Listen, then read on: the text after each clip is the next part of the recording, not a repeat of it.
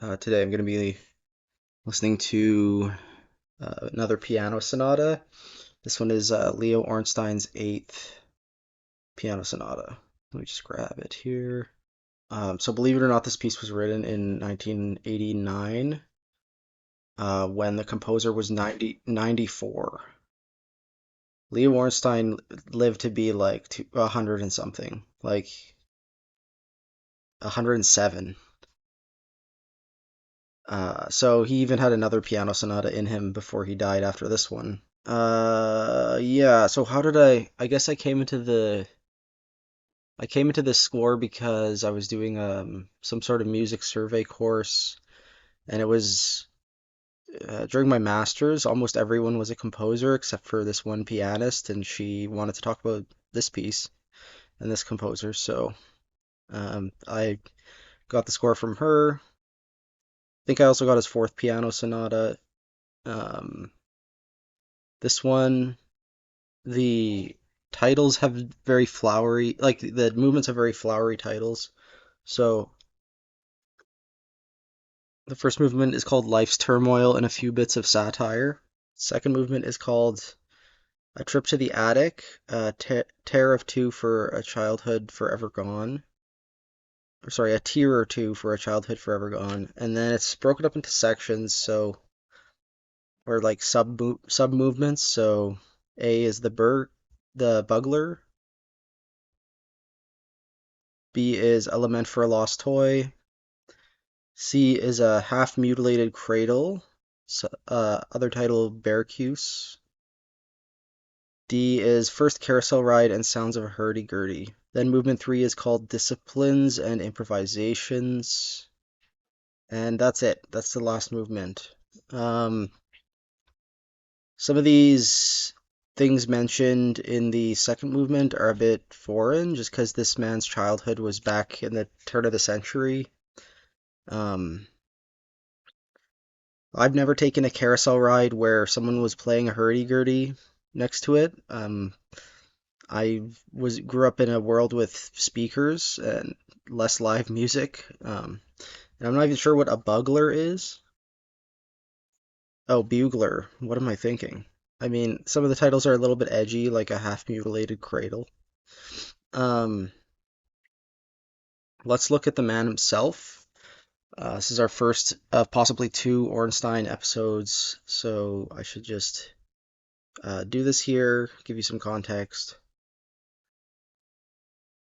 There should be a timestamp in the video if you want to just skip ahead to the post listen. So, born in Russia, I guess, but an American experimental composer and pianist. Most famous for his work around the early 20th century, like the 20s and 30s. Um, and he was a huge advocate for other avant-garde music of his time, like I would imagine he would be a big proponent of Henry Cowell's music, for example. Um, he was the first important composer to make extensive use of the tone cluster. By the mid 1920s, he walked away from his fame and soon disappeared from popular memory. I guess he was in his own like mid 20s as like into his life. He was born in 1895. He gave his last public concert at the age of 40, and then he wrote this piece like 50 years after that. I guess the eighth is his final piano sonata. I was wrong. There is no ninth one. Um, and that made him, at the time, the oldest published composer in history. His father was a Jewish cantor. A violinist uncle encouraged his music studies, became a pupil at the Imperial School of Music in Kiev in 1902, so he would have been like 7, and then returned home at age 8. Then at age 9, he auditioned for the St. Petersburg School where he was accepted. He studied composition with Glazunov and Yesipova. By age 11, he was coaching opera singers. Uh, Yeah, this is like someone who had peaked incredibly early in his life. I can't imagine the amount of childhood you would lose. It kind of makes sense that he's like reminiscing about his childhood at age 94 is just incredibly it's like a Michael Jackson scenario. Almost ceased performing in public between 1915 and 1920. That's kind of crazy. Um, he became kind of famous for his Wild Men's Dance, also known as Dance Sauvage, which is a solo piano piece he composed in 1914. He used a lot of tone clusters, which was really avant-garde at the time. You can imagine this is when, um, like around the same time as The Rite of Spring and Puro Lunaire, but in America. Um, Henry Cowell would go on to popularize the tone cluster technique um, with a number of more famous pieces than Dance Sauvage, I would say.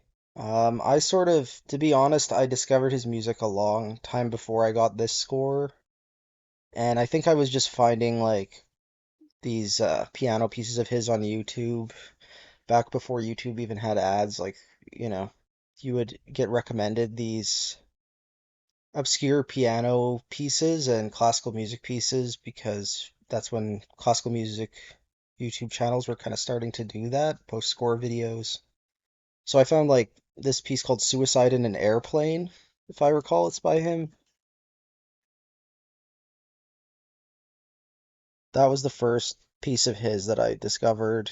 And then that led me to Wild Man's Dance. And I don't think I heard many other pieces of his. Um, so this one's kind of a weird one. In the 30s, he gave his last public performance. A few years later, his wife founded the Ornstein School of Music in Philadelphia.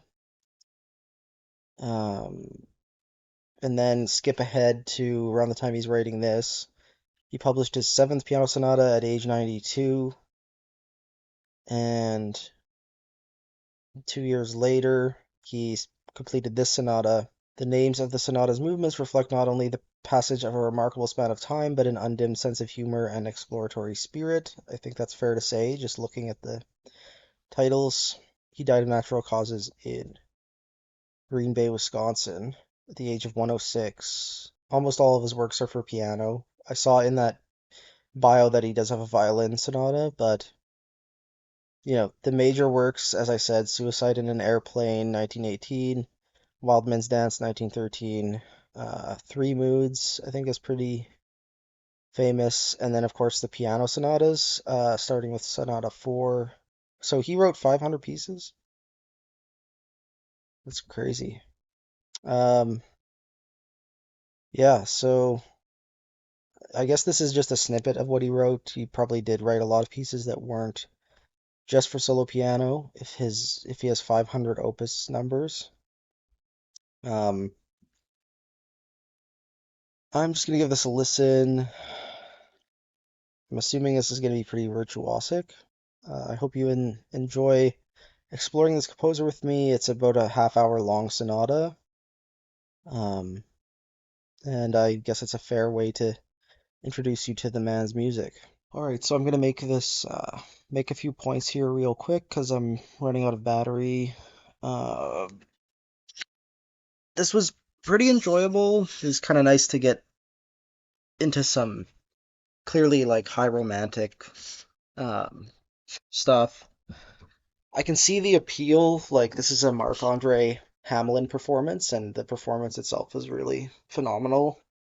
Um, so like if you're a pianist and you want something really challenging and not particularly like challenging for the listener and really show offy, I think this is a really good piece for that. The name sort of carries this weight, like that the piece is going to be very difficult and virtuosic, and it delivers. But I don't think it's unidiomatic at all.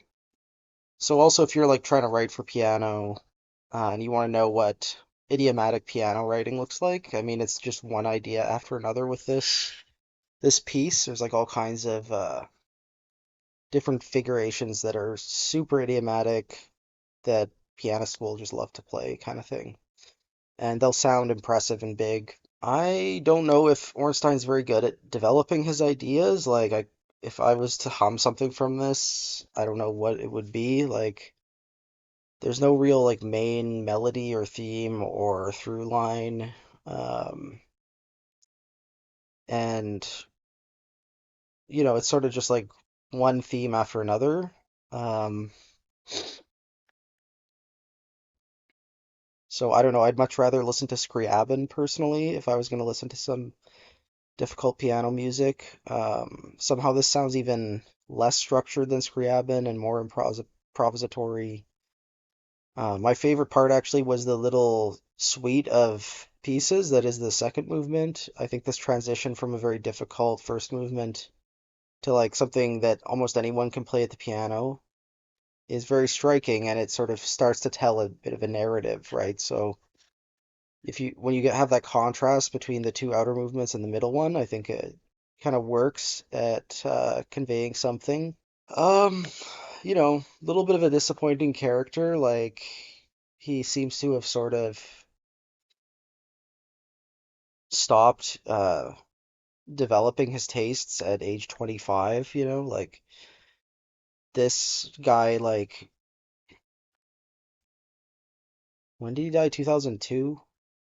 So this is somebody who lived like since his career ended, both world wars happened, and I guess his career peaked after the First World War. But and then he wrote this piece like shortly before Pokemon came into existence.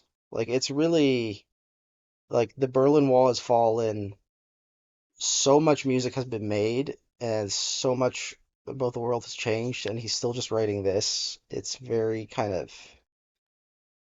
concerning. I'm concerned about this guy's mental health, like um but I guess that's sort of what fame does to people.